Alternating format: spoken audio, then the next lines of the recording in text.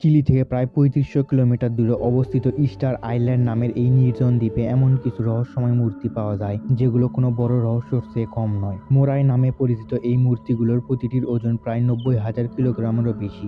এগুলো তোলা তো দূরের কথা, শুধু টেনে সরাতেই ৫০০ জনেরও বেশি মানুষের প্রয়োজন পড়ত।